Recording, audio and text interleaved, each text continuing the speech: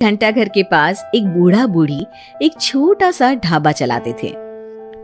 दोनों एक दूसरे का सहारा थे और किसी तरह अपना पेट पाल रहे थे, लेकिन महंगाई ने उनका जीना मुश्किल कर दिया था। आज सुबह से सिर्फ 2 ग्राहक आए हैं और शाम के 5 बज गए हैं। कुछ समझ में नहीं आ रहा कि क्या करें। वो सब कह रहे हैं कि बाजार में मंदी आ गई है, इसीलिए सबकी गिराई नहीं चल रही। अरे बुढ़ापे में पैसों के लिए इतनी मगजमारी करनी पड़ रही है। अभी तो हाथ पैर चल रहे हैं तो काम धाम हो जाता है, बिस्तर पर आ गए तो पता नहीं कैसे चलेगा। बेटा बेटी सब छोड़ के चले गए हमको, बस गरीबी ने नहीं छोड़ा। भगवान के घर देर है अंधेर नहीं, सुनते सुनते हमारी आंखों में अंधेरा छा गया। कल भी बचा हुआ खाना कुत्तों को देना पड़ा था, आज भी यही करना पड़ेगा। रोज की तरह आज भी ग्राहकी नहीं हुई थी। रात को बाबा और अम्मा सड़क किनारे बने अपने ढाबे में ही सो जाते हैं। अगले दिन सुबह सुबह ही एक ग्राहक आ जाता है। बाबा जरा एक चाय और एक कचौरी तो देना। जी भैया, अभी गर्मा गर्म कचौरी तल के दे रहा हूँ। एक ही चाहिए बेटा? आपके साथ आई मैडम जी नहीं खाएंगी क्या?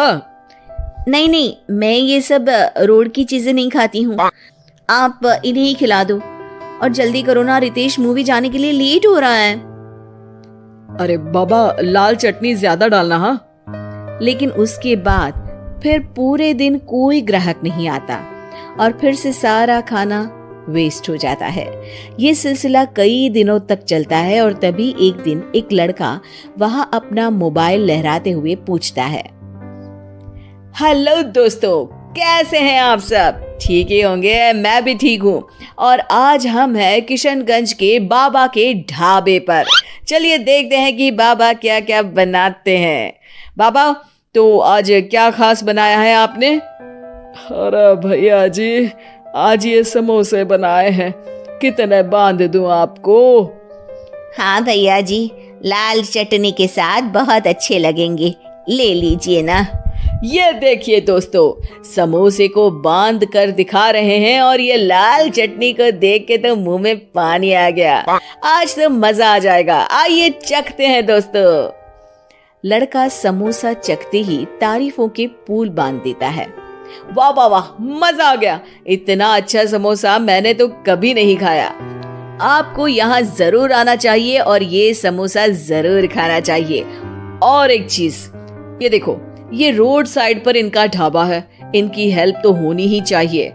अच्छा, वैसे और क्या क्या बनाते हैं आप? बेटा, पराठे मैगी सब बनाते हैं। वाह वाह, इतना अच्छा खाना बनाते हो, बहुत भीड़ होती होगी। अरे नहीं बेटा, कोई नहीं आता हमारे ढाबे पे, पैसे पैसे को तरस गए हैं। अरे आप रो क्यों रही हैं? रोइए मत, क्या हो गया है? अरे बेटा, कुछ बिकता ही नहीं है, आधे भाव में चीजें बेच रहे हैं, प्यार से बना रहे हैं, फिर भी। तो आप दोनों ही हैं? कोई बच्चे नहीं है क्या आपके? अरे बेटा, जो है वो हमें छोड़ के कहीं चला गया है, उसके कारण ही हमें ऐसे दिन देखने पड़ रहे हैं। जो थोड़ा बहुत पैसा हमने इस ढाबे से बनाया था, वो सब लेकर भाग गया था। ओह, देखिए आप चिंता मत करिए, मैं आपका वीडियो सोशल मीडिया पर डालने वाला हूँ और फिर देखना कितनी जल्दी लोग आपकी मदद के लिए आगे आएंगे। वो लड़का अपने कैमरा से बाबा के ढाबे का वीडियो बनाता है और सोशल मीडिया पे शेयर कर देता है। वीडियो बहुत तेजी से वायरल हो जाता है और कुछ ही घंटों में वीडियो में दिए अकाउंट में करीब 1 लाख रुपए जमा हो जाते हैं। लड़का अगले दिन फिर ढाबे पे जाता है। बाबा, आप रोइए मत, पब्लिक ने आपका सारा दुख दूर कर दिया है, आपके खाते में 1 लाख रुपए आ गए हैं। अब टेंशन लेने की कोई बात नहीं है, टेंशन भूल जाइए और मजे कीजिए। अरे बेटा, तुम्हारा हम कैसे धन्यवाद करें, तुम्हारे कारण इस दुकान पर आज इतनी भीड़ लगी है, वरना हम दोनों ने तो उम्मीद ही छोड़ दी थी। अरे चुक चुक जियो बेटा, तुमने आज एक गरीब का भला किया है। भगवान तुम्हें बहुत तरक्की देंगे। बाबा की कहानी सोशल मीडिया के बाद टीवी पर भी फेमस हो जाती है और टीवी पर बाबा का बेटा उनकी कहानी देख लेता है और उसकी नजर बाबा के खाते में आए रुपयों पर पड़ती है। 1 लाख रुपया, वो भी एक दिन में? अरे ऐसा ही चलता रहा तो ये दोनों तो करोड़पति हो जाएंगे और मैं ऐसा ही रह जाऊंगा। लगता है यही समय है इनके पास वापस जाने का। 2-3 इमोशनल डायलॉग चिपका दूंगा, दोनों मान जाएंगे। और ये देखकर बाबा का बेटा उनके पास वापस चला जाता है। अब बाबा मैं आ गया बाबा, अब मैं आ गया हूँ, आप चिंता मत कीजिए, मैं आपकी पूरी मदद करूंगा। अब तो मेरी आंखें खुल गई है बाबा। अरे बेटा, कितना याद करते थे तुझे मेरे लाल। अपने बूढ़े माँ बाप को छोड़ के अब कहीं मत जाना। अरे नहीं माँ, तब तो मेरी मजबूरी थी, लेकिन अब नहीं, मुझे माफ कर दीजिए माँ बाबूजी। बाबा काफी नरम दिल के इंसान थे और बेटे के आने की खुशी उनके लिए पैसों से कहीं ज्यादा होती है। वो अपने बेटे को माफ कर देते हैं। बेटा, हम तो कुछ साल में बचेंगे भी या नहीं कोई भरोसा नहीं, लेकिन तू मेहनत करके ये ढाबा चलाना, और इसलिए आज से मैं ये ढाबा और ये पैसे तेरे नाम करता हूँ। अब हमारी तो उम्र हो गई है, अब तू काम करना और हम घर बैठकर खाएंगे। ये कहकर बाबा सारा पैसा अपने बेटे को दे देते हैं और आराम से अपनी पत्नी को लेकर अपने पुराने घर चले जाते हैं। ढाबे पर काफी भीड़ बढ़ती है। कुछ दिन में ही बेटा काफी पैसे कमा लेता है। एक दिन जब व्लॉगर लड़का वहां पहुंचता है तो देखता है ढाबा बंद है। वो बाबा के पास जाता है। अरे बाबा, आपने अपना ढाबा क्यों बंद कर दिया?